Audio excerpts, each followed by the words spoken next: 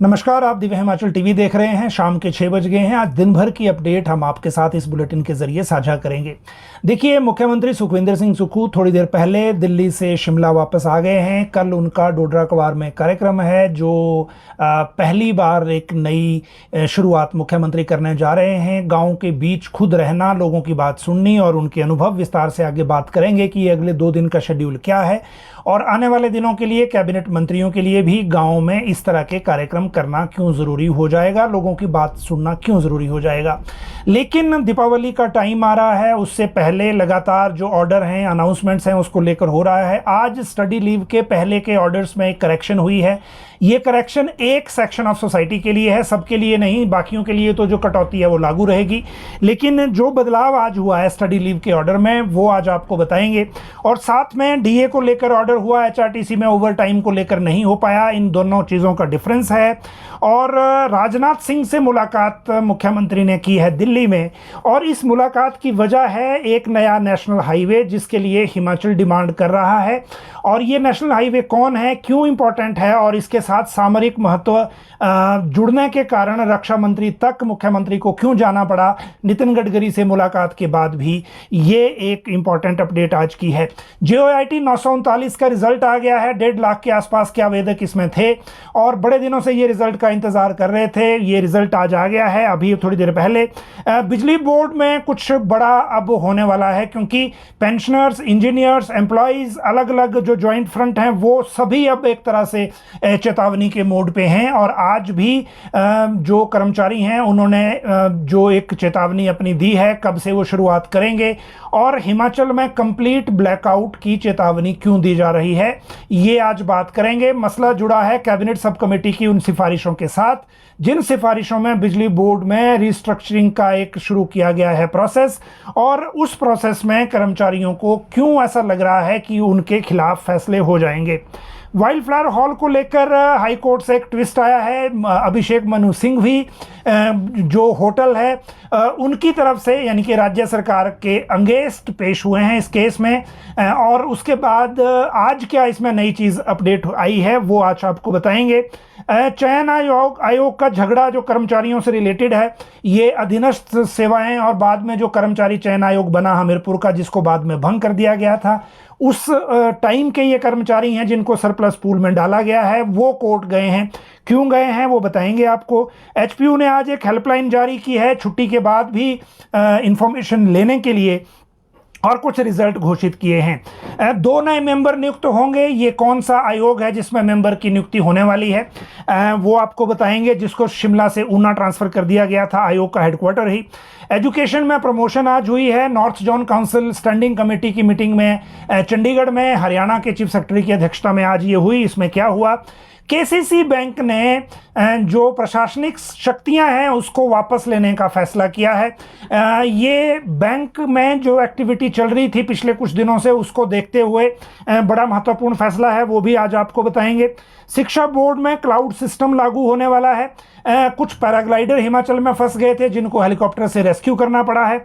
और कांगड़ा एयरपोर्ट का जो विवाद है उसको लेकर भी नई अपडेट हम आपके सामने रखेंगे, क्योंकि एक तरफ राज्य सरकार ये दावा कर रही है कि हम कांगड़ा एयरपोर्ट को लेकर बहुत सीरियसली आगे बढ़ रहे हैं। कांगड़ा एयरपोर्ट को लेकर अभी मुख्यमंत्री जब दिल्ली गए हैं, आज ये वापस आए हैं। पिछले कल इन्होंने कांगड़ा एयरपोर्ट को लेकर गजेंद्र सिंह शेखावत के साथ बड़ी लंबी मीटिंग की है, और उसमें भी क्योंकि वो टूरिज़्म के मिनिस्टर भी हैं, इसलिए उन्होंने वहाँ अपनी बात रखी। हालांकि सिविल एविएशन में जिनसे मुलाकात होनी थी वो नहीं हो पाई टाइम के क्लैश करने के कारण।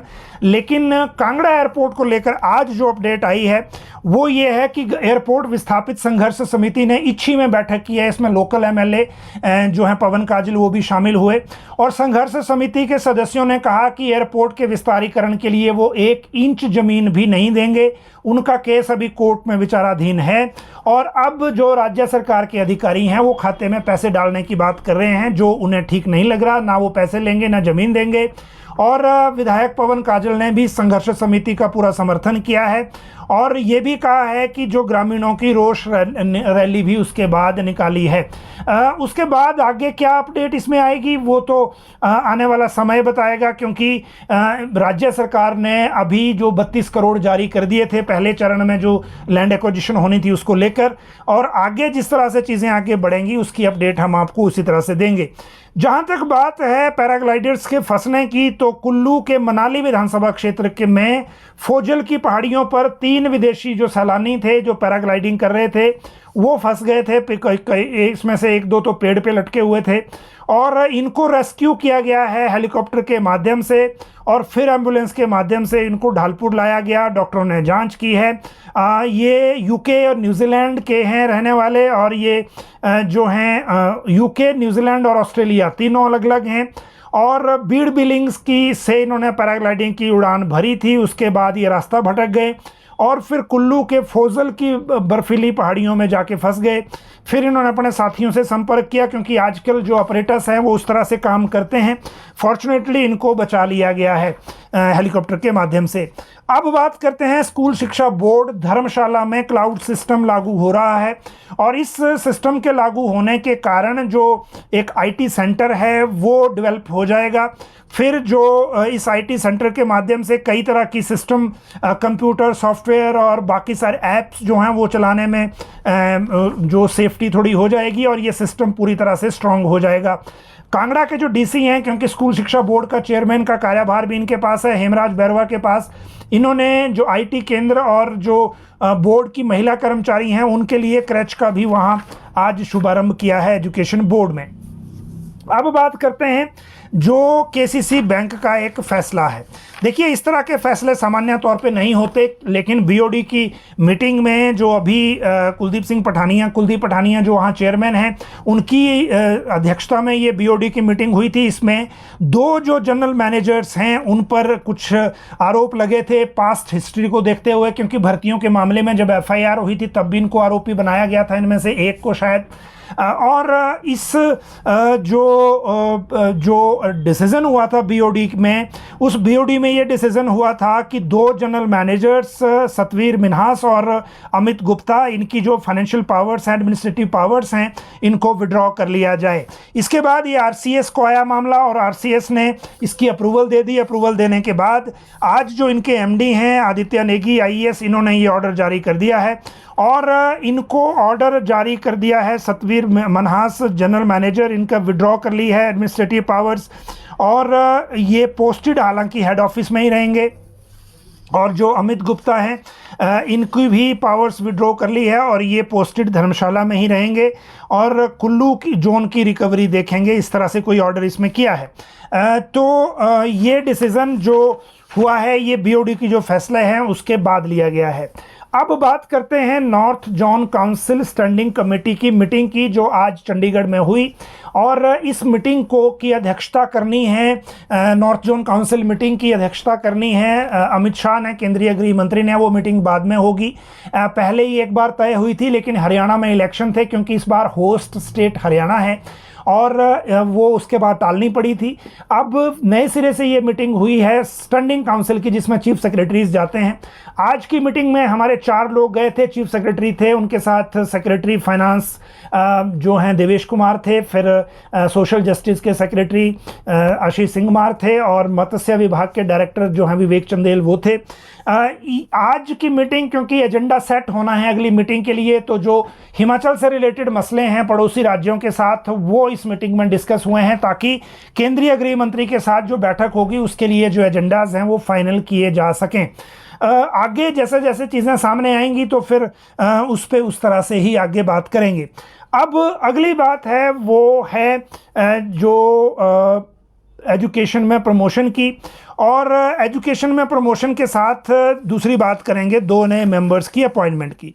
देखिए, एजुकेशन में जहाँ तक प्रमोशन की बात है तो आज क्लास 4 जिन्होंने कॉन्ट्रैक्ट रेगुलर होने के बाद 5 साल की अवधि पूरी कर ली है, उनको क्लर्क बनाया गया है। 110 लोगों के ऑर्डर आज हुए हैं। हमने आपको बताया था कि पोस्टिंग ऑर्डर्स को लेकर जो फाइलें सीएम को फॉरवर्ड हुई थी डीपीसी प्रक्रिया पूरी होने के बाद, उनको क्लियर करने के ऑर्डर दे दिए थे सीएम ने पहले ही, तो उसके तहत ये एक ऑर्डर निकला है। जहां तक बात है 2 नए मेंबर्स की नियुक्ति की, तो ये मेंबर्स की नियुक्ति हो रही है Himachal Pradesh state commission for schedule caste. इसका मुख्यालय शिमला से ऊना ट्रांसफ़र कर दिया था राज्य सरकार ने 20 अगस्त 2024 की नोटिफिकेशन में। हाल ही में इस कमीशन में चेयरमैन लगाया गया है कुलदीप कुमार को, जो पूर्व मंत्री और पूर्व चेयरमैन हैं प्लानिंग कमीशन में भी, यहाँ प्लानिंग में भी रहे हैं। और इनमें जो क्रिएशन है पोस्ट की, वो 3 नॉन ऑफिशियल मेंबर्स की नियुक्ति इसमें होनी है। चेयरपर्सन की नियुक्ति स्टेट गवर्नमेंट ने कर दी है और 1 मेंबर की कर दी है, 2 की अभी और होनी है। वो प्रोसेस बड़ा तेज़ी से चल रहा है, बहुत जल्दी इस बारे में ऑर्डर होने वाले हैं और 2 मेंबर इस आयोग को मिल जाएंगे। मुख्यालय ऊना शिफ्ट किया है। ऊना में वहाँ जो म्यूनिसिपल कॉरपोरेशन की बिल्डिंग कोई थी वो ऑफ़र की गई थी कमीशन के लिए, वो कुलदीप कुमार जी को पसंद नहीं आई। अब उसके बाद उनके लिए दफ्तर बनाने को लेकर वहाँ जगह ढूंढ रहे हैं और उनको जगह मिल नहीं रही। वैसे भी जो कैबिनेट मंत्री या मंत्री रह चुका हो उसको ऐसे छोटे कार्यालय कहाँ अच्छे लगते हैं। खैर, अभी जो डिपार्टमेंट है उनको मनाने में लगा हुआ है, जैसे लोकेशन फाइनल हो जाएगी तो उनका दफ्तर भी सेटअप हो जाएगा। अगली बात करते हैं एचपीयू हेल्पलाइन और जो रिजल्ट आज के हैं उनकी। 2 चीज़ें एक साथ हैं। और हेल्पलाइन की मैं जहाँ तक बात करूँ, हेल्पलाइन तो सिंपल, एचपीयू ने आज एक जो लोग छुट्टी के बाद इंफॉर्मेशन चाहते हैं उनके लिए ये व्यवस्था की है, छुट्टी के बाद भी जानकारी ले सकेंगे। इसके लिए फ़ोन नंबर जारी किया है कोड शिमला का 0177-283-1270। कल आप दिव्य हिमाचल में ये खबर भी देख सकते हैं, वहाँ से भी आप चीज़ें जो हैं इसके बारे में जानकारी आपको मिल जाएगी। दूसरी बात जो इसके साथ है, वो जो दूसरी बात है वो है रिज़ल्ट को लेकर। आज जो रिज़ल्ट है 25 अक्टूबर को, वो एमकॉम फर्स्ट सेमेस्टर का, सेकंड का, थर्ड का, एमए इकोनॉमिक्स सेकंड सेमेस्टर का और एमए इकोनॉमिक्स फोर्थ सेमेस्टर का जारी हुआ है और इस बारे में भी आप विस्तार से खबर कल देख पाएंगे। जहां तक बात इसके बाद अब कोर्ट के 3 फैसलों की बात करेंगे। चयन आयोग का जो झगड़ा है वो भी है, वाइल्ड फ्लावर हॉल का भी और एचपीटीडीसी का भी है। 3 डिसीजन आज हिमाचल हाई कोर्ट से हैं और इन फैसलों की मैं अगर बात करूं तो पर्यटन विकास निगम ने आर्बिट्रेशन अवार्ड की राशि जमा करवानी थी। 2 मौके दिए जा चुके हैं एचपीटीडीसी को, अभी तक जारी नहीं की है, इसीलिए कोर्ट ने आज इसका कड़ा संज्ञान लिया है। जस्टिस अजय मोहन गोयल ने एमडी जो हैं एचपीटीडीसी के, उनको आदेश जारी किए हैं कि उन अधिकारियों का ब्यौरा कोर्ट के समक्ष रखा जाए जिन्होंने आर्बिट्रेशन अवार्ड की राशि जमा करवाने में देरी की है। और अगली सुनवाई क्योंकि 11 नवंबर 2024 को है, उससे पहले ये लिस्ट रखनी पड़ेगी। 2 हफ्ते का समय फिर से लास्ट टाइम जो है एचपीटीडीसी को कोर्ट ने दिया है। फिर इसी के साथ है अब अधीनस्थ सेवाएं चयन आयोग, जिसको बाद में कर्मचारी चयन आयोग कर दिया था हमीरपुर का, जिसको पेपर लीक के बाद वर्तमान सरकार ने भंग कर दिया था। इनके कर्मचारी चले गए हिमाचल हाई कोर्ट में। इन्होंने ये कहा कि 23 फरवरी 2021 को इनकी डीपीसी हुई थी, उस डीपीसी के बाद प्रमोशन ऑर्डर होने थे, पेपर लीक के बाद जो प्रमोशन ऑर्डर हो नहीं पाए, उसके बाद इनको सरप्लस पूल में डाल दिया। फिर कुछ को विभाग मिले, कुछ को नहीं मिले, कुछ को वापस उसी आयोग में आरसीए में डाल दिया। तो वो अब बताएं, सरकार बताए कि इनको प्रमोशन कैसे मिलेगी। इन्होंने हाई कोर्ट में केस किया था। कोर्ट ने आज सरप्लस घोषित कर्मचारियों की सेवा शर्तों से संबंधित नियमों और विनियमों के रिकॉर्ड को कोर्ट में रखने के आदेश दिए हैं। जस्टिस ज्योत्सना रिवाल दुआ ने यह ऑर्डर दिया सरकार को कि सरकार का यह कर्तव्य है कि वो सरप्लस पूल में रखे कर्मचारियों और अधिकारियों की हितों की रक्षा के लिए आवश्यक सेवा शर्तों को तैयार करें। एचपीसी जो आयोग के बंद होने के बाद इन कर्मचारियों को 26 अप्रैल 2023 को वित्त विभाग द्वारा बनाए गए सरप्लस पूल में रखा गया था, लेकिन इनकी प्रमोशन का चैनल क्या होगा वो बताया जाए, क्योंकि अधीक्षक ग्रेड 1 के भर्ती पदोन्नति नियमों की पात्रता मापदंड के अनुसार अगली पदोन्नति के लिए जो पात्र हैं उनके वो कोर्ट गए हैं। तो ये एक जो कोर्ट का ऑर्डर है वो हमने आपको बताया। लेकिन इससे भी इंटरेस्टिंग है वाइल्ड फ्लावर हॉल का मामला, जो छराबड़ा में होटल है, ओबराय ग्रुप्स के पास है। और उसको राज्य सरकार क्लेम कर रही है। मुख्यमंत्री सुखविंदर सिंह सुक्खू चाहते हैं कि जल्दी से जल्दी ये होटल राज्य सरकार के नियंत्रण में आए और फिर इसको सरकार अपने ढंग से आगे लीज पर दे या किसी भी तरह से दे, जिससे राज्य सरकार को ज़्यादा कमाई आए। लेकिन वो जो राज्य सरकार की मंशा है, वो ये जो कंपनी है ईस्ट इंडिया होटल्स लिमिटेड, ये नहीं होने दे रही। और इनके लिए कोर्ट में राज्य सरकार के खिलाफ केस लड़ रहे हैं अभिषेक मनु सिंघवी, जो हिमाचल से राज्यसभा सांसद बनने आए थे और हिमाचल से राज्यसभा चुनाव हार गए थे। अब आज कोर्ट में क्या हुआ कि जो ये होटल है के स्वामित्व से जुड़े विवाद पर ईस्ट इंडिया होटल्स और एमआर लिमिटेड कंपनी ने हाई कोर्ट को बताया कि वह इस मामले को हल करने के लिए सरकार के समक्ष एक प्रस्ताव रखने जा रहे हैं। इस पर राज्य सरकार की ओर से महाधिवक्ता अनूप रतन ने कहा कि अगर आज ही कंपनी की ओर से कोई प्रस्ताव आता है तो 2 सप्ताह के भीतर इस प्रस्ताव की गुणवत्ता के आधार पर सरकार विचार करेगी। न्यायाधीश जो हैं ज्योत्सना रिवाल दुआ ने सुनवाई करने के बाद सभी पक्षकारों को प्रस्ताव पर 18 नवंबर तक प्रगति रिपोर्ट अदालत के समक्ष रखने को कहा।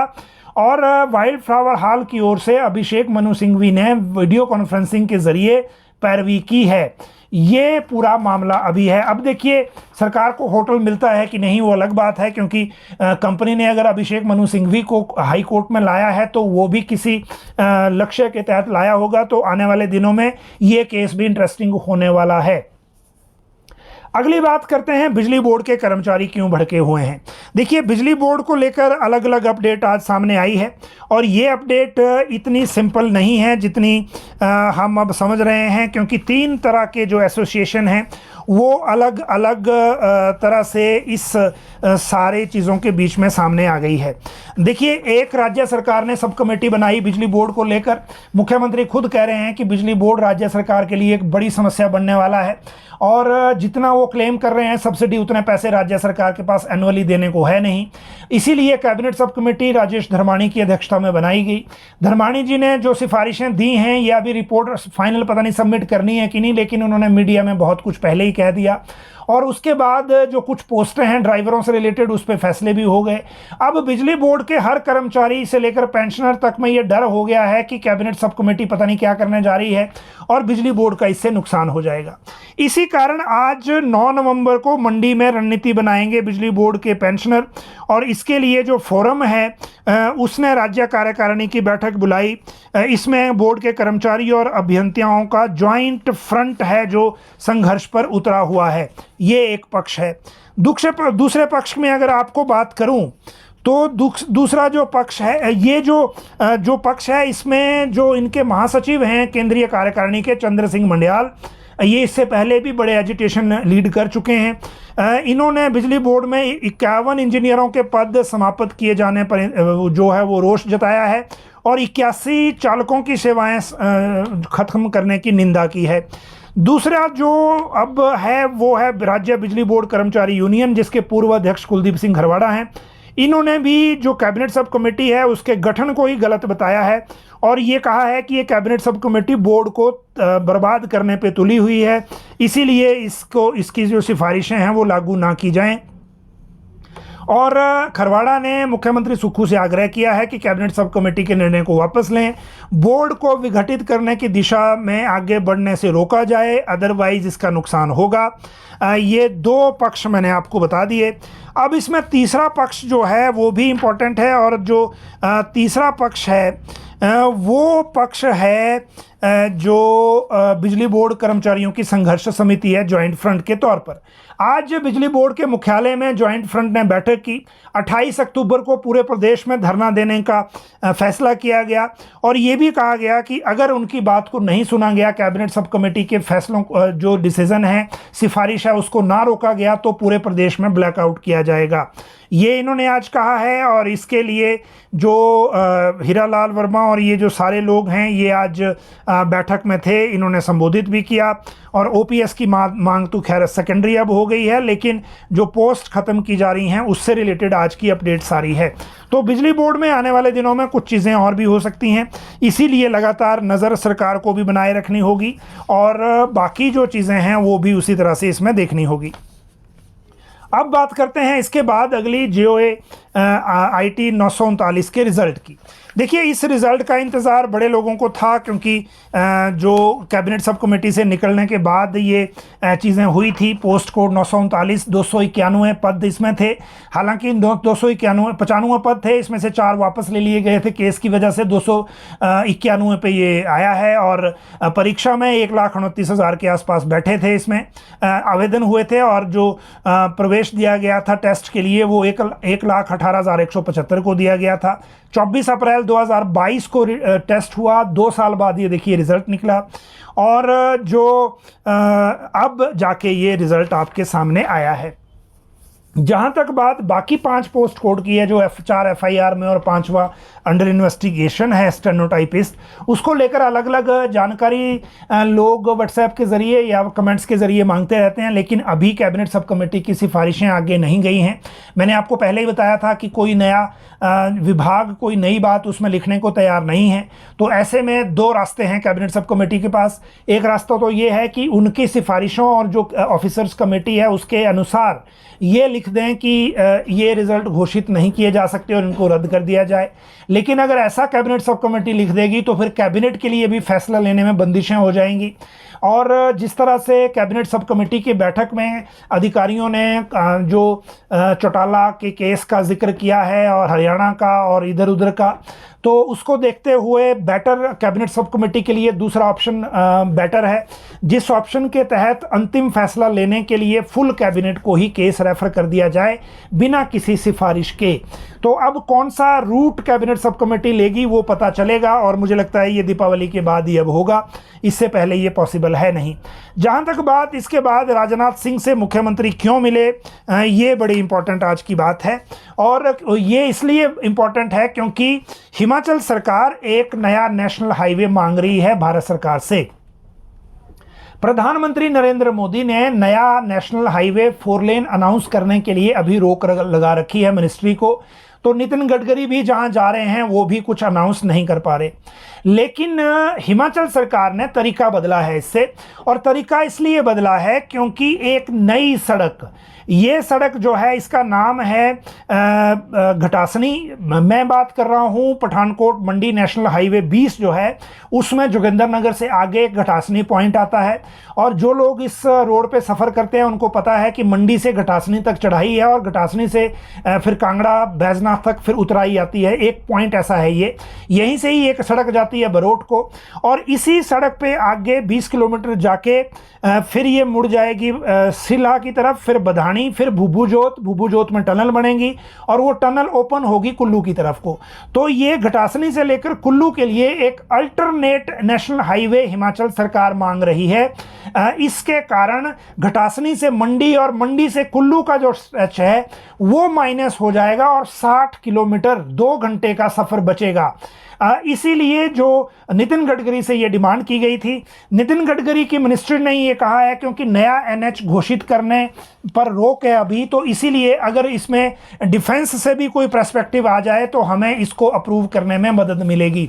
इसीलिए एक चिट्ठी आज मुख्यमंत्री ने राजनाथ सिंह को दी है और साथ में ये आग्रह किया है कि आप भी रिकमेंड करें, क्योंकि जो पठानकोट में लॉजिस्टिक और बाकी सारा डिपो जो है वो आर्मी का पठानकोट में है। लेह सेक्टर और कारगिल सेक्टर को जाने के लिए 2 ही वहां पे जाने की रीचेज हैं, एक है बाया श्रीनगर आप जाओ और एक है आप बाया हिमाचल आप आओ रोहतांग टनल होते हुए। रोहतांग टनल के लिए मंडी और कुल्लू होते हुए जो सड़क है वो ब्यास का किनारा है। पिछले बरसात में जो नुकसान हुआ था आपको पता है कि कुल्लू मनाली में आधा जो रोड है वो बह गया था। इसी आधार पर इस नुकसान में जो हुआ था उसी को याद कराते हुए ये डिमांड की गई है राजनाथ सिंह से कि अगर आप अल्टरनेट रोड के लिए अनुमति दे दें, रिकमेंडेशन जो भूतल परिवहन मंत्रालय को, तो ये सड़क बन जाएगी और इस सड़क के बनने से बहुत फ़ायदा होगा। जो कांगड़ा से कुल्लू है वो 2 घंटे का सफ़र कम हो जाएगा। तो ये इसीलिए आज मुख्यमंत्री वहाँ मिले हैं और इसका जो रिज़ल्ट आगे क्या होता है उसके लिए हमें अभी इंतज़ार करना पड़ेगा। अब बात करते हैं मुख्यमंत्री की, क्योंकि वो दिल्ली से आज वापस शिमला पहुँच गए हैं। दिल्ली से शिमला आने के बाद इन्होंने कल जाना है डोडरा क्वार, और डोडरा क्वार में जाके रात बितानी है क्वार में लोगों के बीच में, और यहाँ पे कुछ उद्घाटन शिलान्यास हैं। उसके बाद ये मिलेंगे लोगों से जो इंदिरा गांधी प्यारी बहना योजना के सर्टिफिकेट बांटे जाएंगे जिनको 1500 की पेंशन लगी है। फिर कुछ चेक जो हैं ICDS के जो बेनिफिशियरी हैं उनको भी दिए जाएंगे।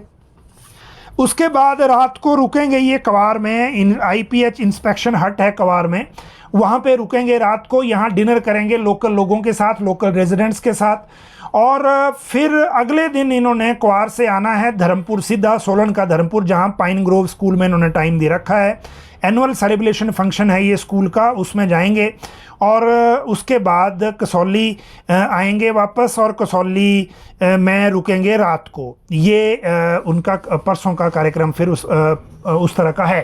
तो ये जो स्कीम है, जैसा मैंने आपको बताया, नए सिरे से लागू हो रही है कि गांव में जाके सुनवाई करनी है, लोगों के बीच जाना है और उनकी बात सुननी है। तो जिसकून गांव की सड़क का ये जो इनॉग्रेशन है वो भी करेंगे, और फाउंडेशन स्टोन रखेंगे लिंक रोड पुजारली गांव का। ये उत्तराखंड बॉर्डर तक सड़क जाएगी। तो इस तरह के कल के जो इवेंट हैं वो CM के रहने वाले हैं। इसके बाद बात करते हैं जो DA मिल गया है उसकी। और ये DA मिला है HRTC के कर्मचारियों को, जैसी कि अनाउंसमेंट पहले हुई थी। और इस DA में ये कर्मचारियों और पेंशनरों को 4% DA, और सैलरी भी क्योंकि 28 को देनी है, 28 को ही DA दे देंगे। सैलरी पेंशन के लिए अब HRTC को हर महीने 67 करोड़ चाहिए, क्योंकि DA देने के कारण ही मासिक तौर पर 2 करोड़ का इंक्रीज आगे हुआ है।